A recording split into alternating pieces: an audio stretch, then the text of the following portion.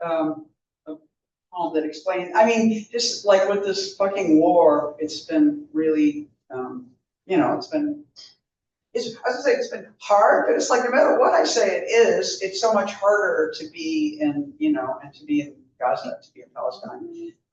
And so I'm going to read a poem that, you know, like I keep thinking about talking about the famous Adorno quote about after Auschwitz, there is no poetry, you know, and I, you know, the thing I always, you know, I've thought about that line for years, is lots of people have, and people, you know, Zizek said, no, poetry is fine, it's prose is the problem, you know. And, but I have concluded that, that it's a great line, it's actually a great line of poetry, what he said, and because I think it creates this silence afterwards, you know, and then what do we do next? And I think in the moment we're in, because I'm constantly looking at my phone and seeing horrible shit, and then I go and do my mundane thing. And so I feel like poetry, or one of the ways I understand poetry this moment is those two things being next to each other constantly and figuring out how to juggle that as a poet and how to be that as a person. So this is called Them, and in parentheses it says Palestinian.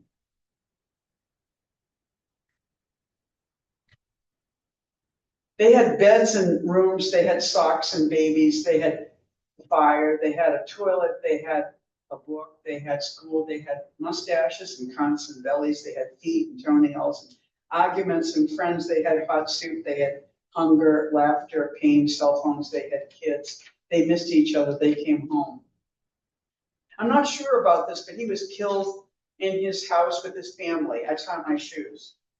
Going to the gym through this horrific experience and bringing my recyclables down.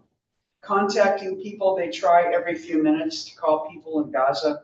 My toe hurts. I struck it against the edge of a chair in Tempe.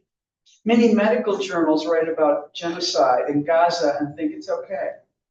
I have nothing for the baby I randomly saw. We're not seeing the support from the medical community. They ignore the calls. They don't say, Israel. He has died. They don't say, he has been killed. I can't find my headphones or the band for the clamshell. I make tea tossing cards into an imaginary future in which my handwriting and my political thoughts are considered. This is prose. War is prose. The coldness of my pastimes is poetry, my safety. The what has been torn away from my fellow, my neighbors, my friends, is Palestine, is poetry. Poetry is home and the loss of it, it being robbed from a child. Or the children of the Nakba, who's 75. It's so weird, I'm 75. And so every time I, you know, read about a 75-year-older in Gaza, I think fucking crazy. Who's 75 years later, an old man walking south, it's rubble home, streaming tears, tears are home. The black corner of the New Yorker under the comforter, I meditate with building in a corner of his raincoat. The gentle sway of the tree, this sounds better. Out my window, like anime, Attack on Titan, the cute kids swaying hair. I think movement, that's Japanese. Am I Japanese? Am I Palestinian? Thousands and thousands of round yellow and green leaves chattering. Seeing the little bloody baby being carried, the journalist who lost his entire family, my friend,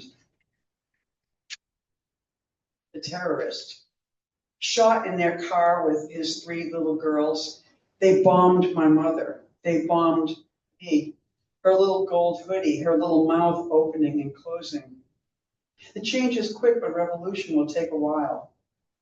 I'm still in my pajamas. I'm so comfortable. Home. Scarves wrapped on lamps, nothing disturbed. Too full, too much tea, eggs. What else can I eat? I eat or disturbed by not being hungry. 2 brothers chatting as they're rolled through a hospital. Chatting, bandage on one's head, the other bloody. The photograph is lit. Electricity, thank God, thank Allah. Woo!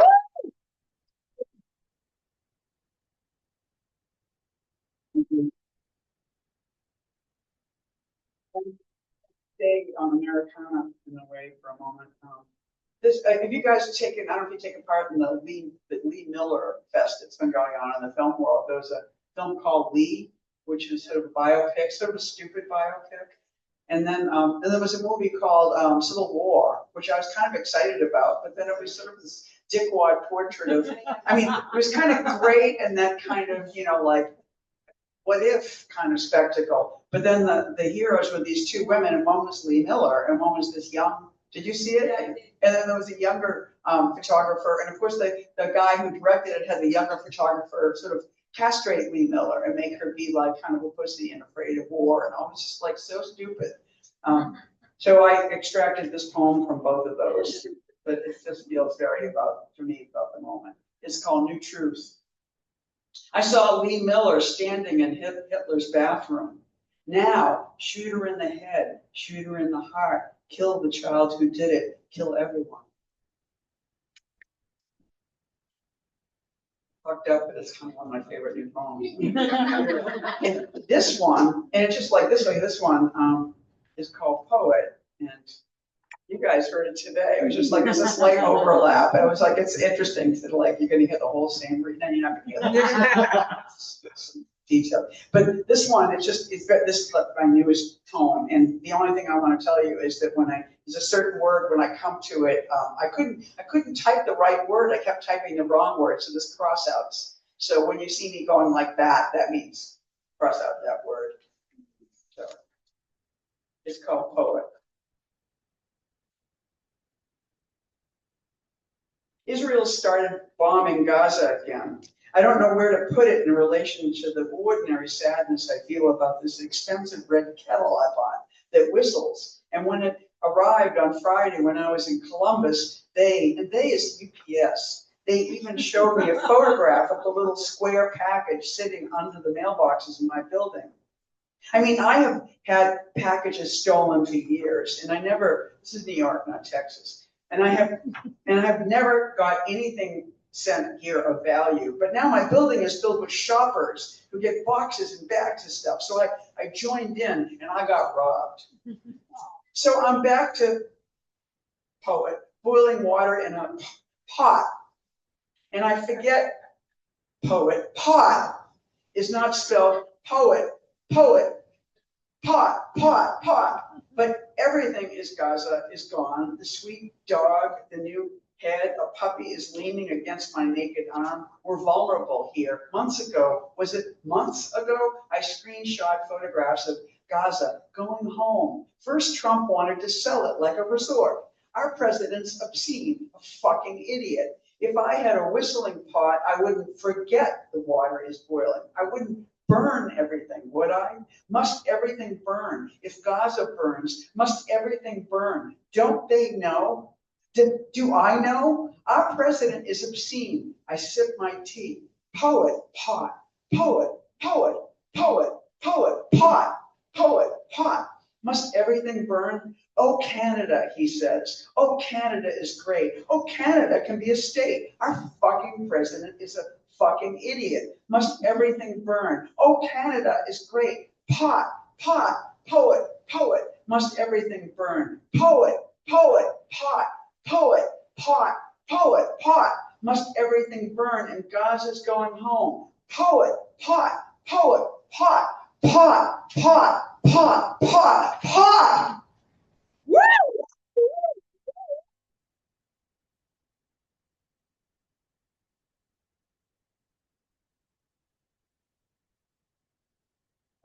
Backwards now, way back, and just read some old poems, and then I have a new book and some prose, and we'll see what I exactly. I know kind of when I'm excited. And so he's not here, so we're taking our time. I'm really sorry that she's not here. This is called. She's Canadian. What does weather matter to her? She's like ice storm. This is called Peanut Butter. I am always hungry and wanting to have sex. That is a fact. If you get right down to it, the new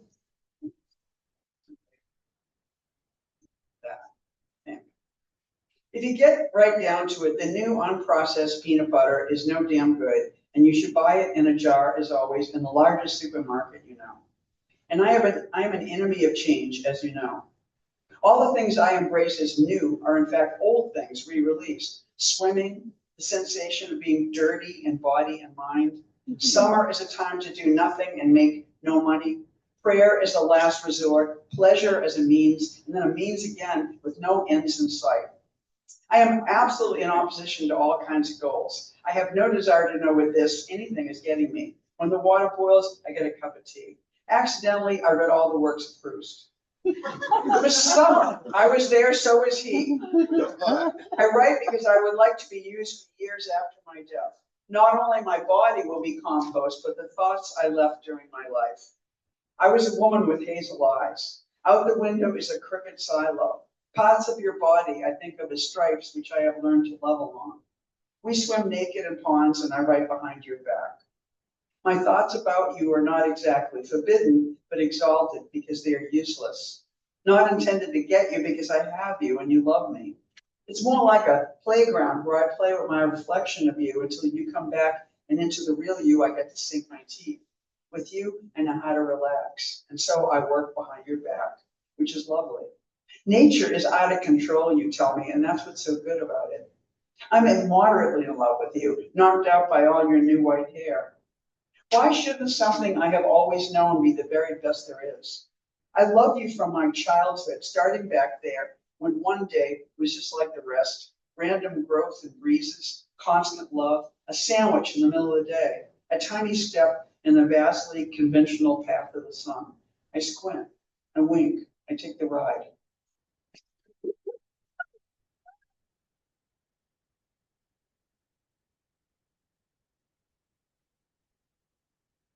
White hair. I was so young when I wrote this.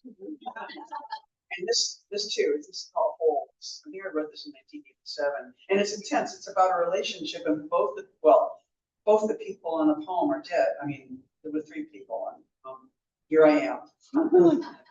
Once when I passed East 4th Street off First Avenue, I think it was in early fall, and I had a small hole in the shoulder of my white shirt and another on my back. I looked just beautiful. There was a whole moment in the 70s when it was beautiful to have holes in your shirts and sweaters. By now it was 1981, but I carried that 70s style around like a torch. It was a whole way of feeling about yourself that was more European than American, unless it was American around 1910, when it was beautiful to be a strong, starving immigrant who believed so much in herself. And she was part of a movement as big as history, and it explained the hole in her shirt. It's the beginning of summer tonight, and every season has cracks through which winter or fall might leak out. The most perfect flavor of it, oddly, in June. Oh, remember when I was an immigrant? I took a black beauty, and I should be a footnote here. A black beauty is a drug. It's an amphetamine, and it keeps you up for days. It was very rough amphetamine. So I took a black beauty, and I got up from the pile of poems around my knees and just had too much energy for thought, and walked over to your house where there was continuous beer. Finally, we were just drinking Rheingold, a hell of a beer. At the door, I mentioned I had a crush on both of you, what you say to a couple. By now, the kids were in bed. I can't even say clearly now that I wanted the woman, though it seemed to be the driving principle, that one of everything. I was part of a generation of people who went to the bars on 7th Street and drank the cheap whiskey and the ale on tap and dreamed about when I would get you alone, those big breasts. I carried slim notebooks which only permitted 2 or 3 word lines. I need you, nearing the horse.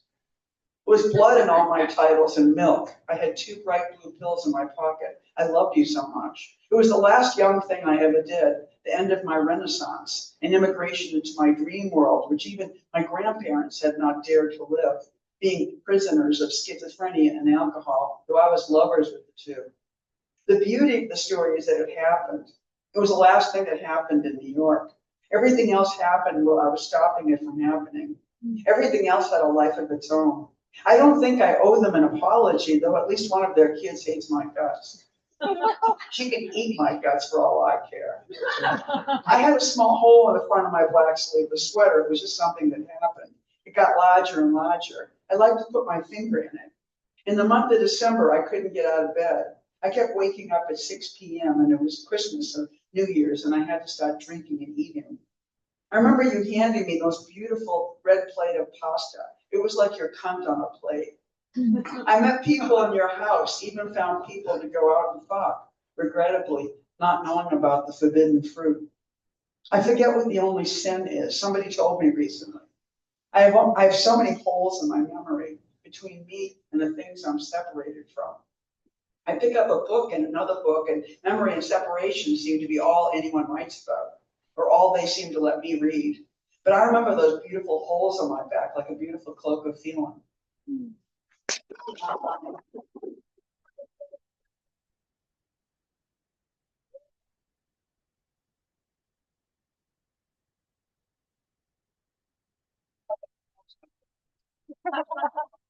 Now, this is good. This is the best one I wrote. I want to read now. It's called Writing. I can connect any two things. That's God. Teeny piece of Band-Aid, little folded piece of Band-Aid. I ran to the bathroom to see my face. Sometimes I don't want to see my face in the mirror. Sometimes I can't bear my thoughts. Sometimes I can't do anything, but that's okay. Band-Aid, book, God. That's right.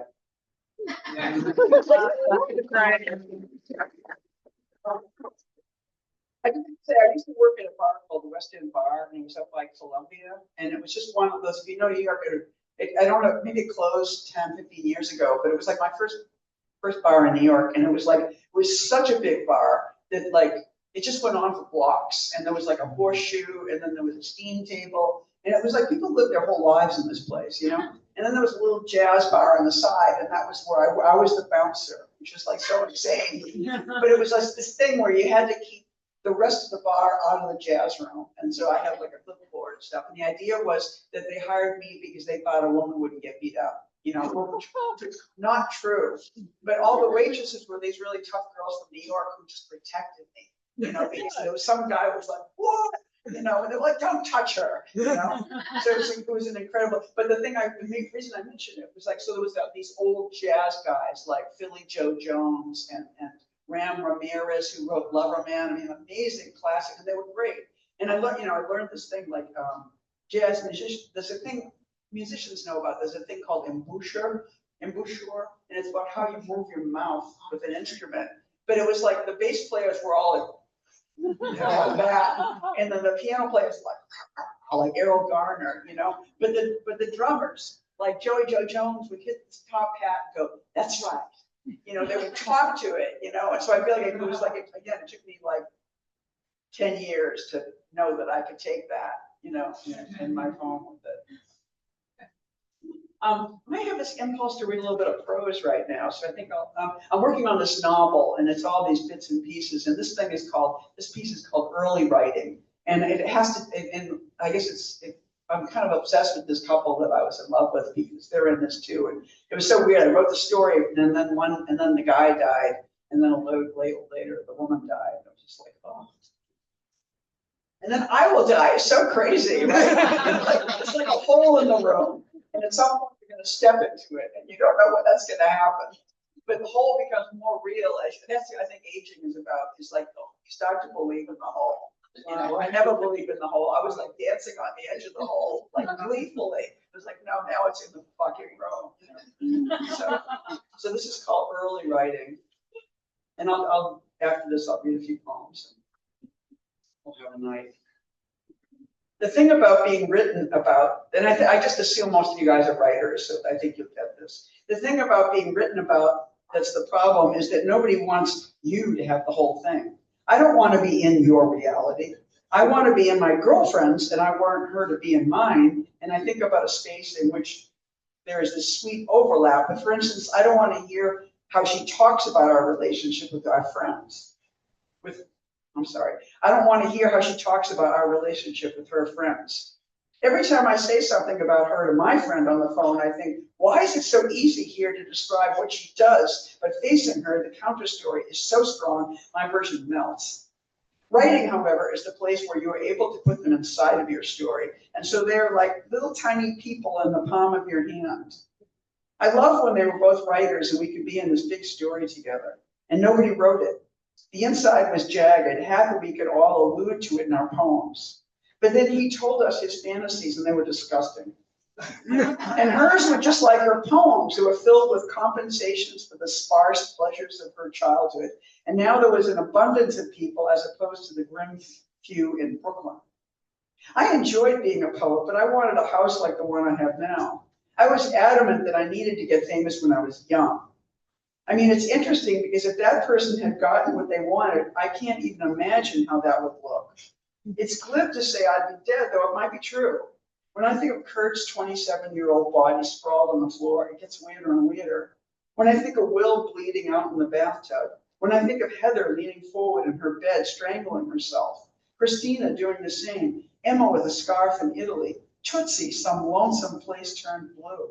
I wouldn't have died like them because I kept retracting my wishes, even now. So the house I could buy would keep disappearing with my dead body in it. My dog walks towards the door and sees that it's a screen and shuffles back. I've trained her to be like that. I joke with friends, you break their spirit. I'm sailing towards the impossibility of telling my young story while I was young. Though that young person gets attention now. If I could write anything larger than a poem or do a play again and again if it was good, or read the poem that brought the house down a second time instead of being different all the time, I thought reaching for success seemed fraudulent. I thought a calculated arrival would never work because my hand would vanish as I was reaching, vanishing back into the mists of my shifting dream. I remember I wanted to be a rake, a large man in a leather jacket, irresistible in his insouciance. French. I didn't tell my lovers who I was at 31, but in my dream, he grew large.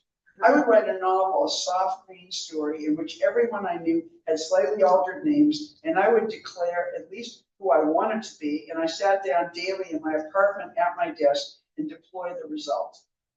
Not being satisfied with my house, I built another one, and I could even build another one beside of that. This is that.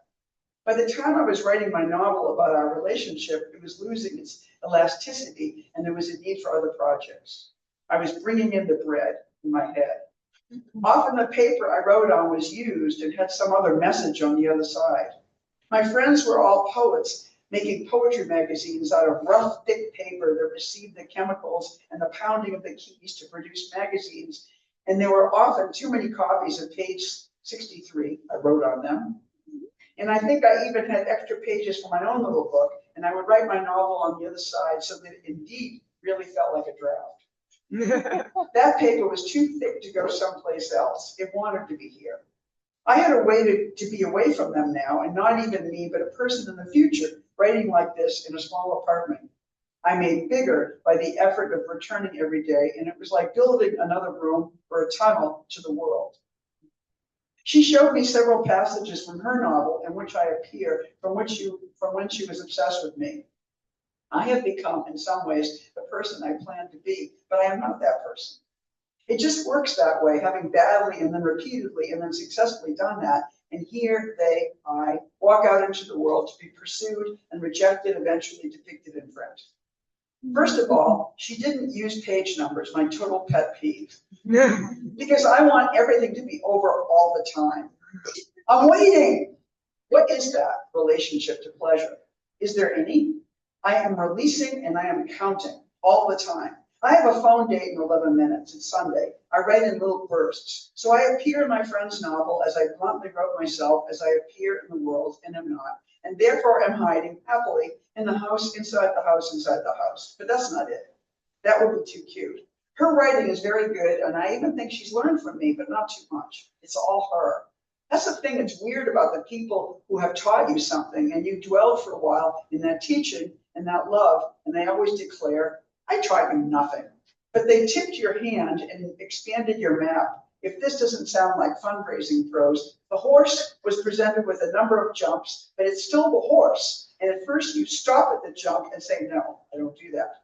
And then you do, and it's odd, but occasionally brilliant, and occasionally stuck. Your love for a teacher enhances your game. They were not my teachers, they were my lovers. I would go to my home, and I was in practice for my life. I had a collarless shirt. I wrote 58 pages.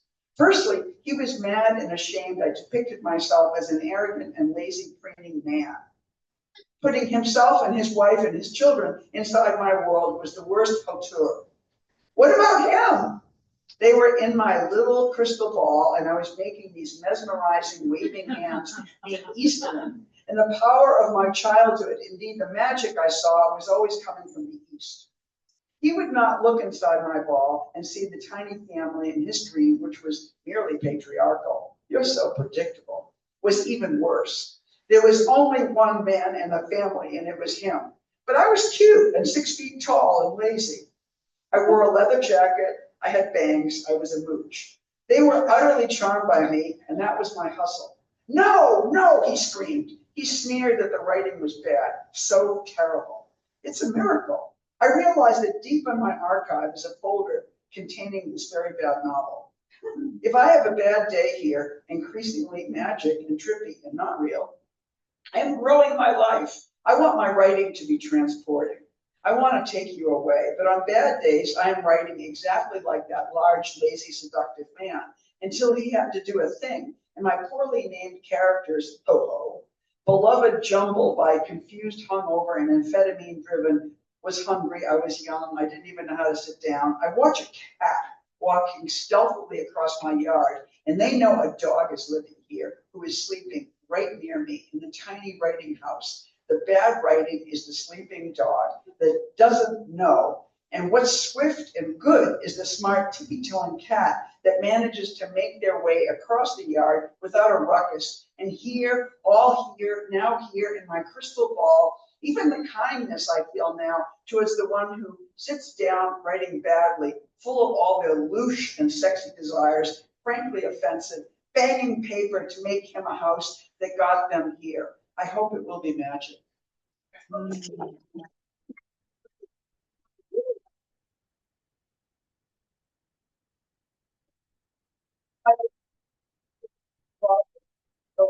Should I stop everything?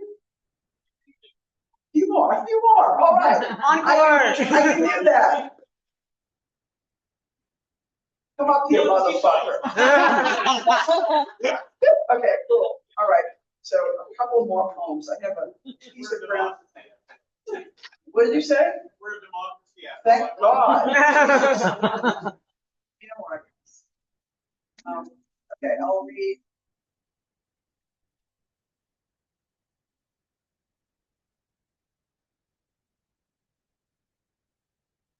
It's just kind of a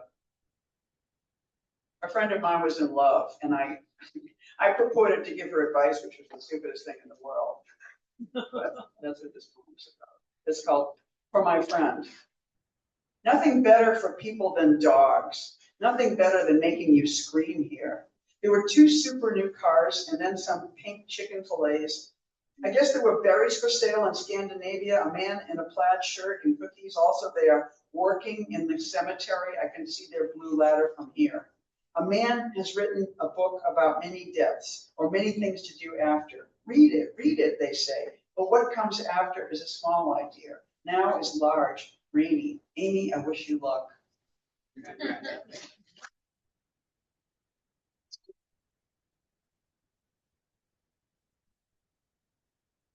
I'm just reading a few poems, so I'm certain to read the wrong ones. This is kind of good though. During the pandemic, my girlfriend at the time said, actually it was before the night. Okay, she said, "Do you like vampires?" And I was like, "No, I hate. I'm certainly not into vampires." She said, "But True Blood, you've watched True Blood, haven't you?" I was like, "No." She said, "Come on, just watch an episode." I was like, "No." She said, "Please." I was like, "Okay." So we watched one episode, and I was like, "Oh my God, that's fantastic." The next day, I got COVID, and I watched all 6 seasons in 10 days, and I became obsessed with vampires. So this is called Beloved Train. Vampires cry blood. Each poet is required before the time of their death to stay up and write a vampire novel, even though the light doth kill them. Daylight kills vampires, as you know. It will be a short novel. I desired to burn like Joan of Arc, being woman, man, saintly, and the flames made me something magnificent. And what was the story? A novel requires a novel, a hall, a corridor, a prismatic corridor. Human bodies are coming down while being alive, which we, the dead, watch. The candle the human lights is a tiny bell to the vampire. He comes one night and puts his cold hand in my mouth and demands that I stop changing so he can get his story out. A dog pushes against the thing in which I embossed the book, glinting in the ancient word boss, a strange glow from which send forth the armaments of the vampire's pain, his long life, his very long life. Warrior, once housewife, next pad on a dog's toe, sore, another time maritime, always getting licked. The dog putting her damp paw onto the ground in the night before the day in which the vampire was born. I mean, he died. I have failed in my task of writing my vampire novel. I will never try again. But in the time of a global pandemic, rules have changed. No more essay portions of SATs. No more this, no more this, no more this. And then I'll just read the poem right next to it, and that'll be the end of the show. It's called, I guess if you speak Swedish, it's like Göteborg. It's Gothenburg, or it's that city in Sweden. Came home and lost tons of consciousness. For a time, I stole trays from hotels, and now I steal cups. There was this towel I really wanted. Sweden knows towels. There was a shirt at the airport, white, sort of flocked, mine in every way except for this girth. I bought the girth burger, and I nearly missed my plane. I ran, and my heart pounded. I was not so fast. There was a man running with me. I yelled, 36, and camaraderie, but he ignored me. But then he started dropping shit. I've been there. There's so much coffee. There's plenty of coffee. I wish someone was here. I'm becoming so sensitive. A person who has slept 10 hours, I'm like Vincent Price in anything. My soft voice whispering anything. There was a woman in my poem, no, I mean my dream, and she looked like someone I dated before. No, she felt like her, like she was going to be her. And it was an intense time in both of our lives. She was finishing something, and I was making a mountain of sleep. It was possibly crazy, and she was humoring me, but I felt our gap about to be closed. It must be true. I thought, it feels this way, the two someones about to become us. This geological drama, tons of time, manifest like persons. I was slowly heaving myself forward to close the small distance, and I was struck in the dream by the fact she was anyone. And I do this, make her mine to share my coffee. It is better now. Students, the coffee is good. It has become right for me and the day. And this is the relationship I wanted, the dark liquid waking me up in a stolen cup.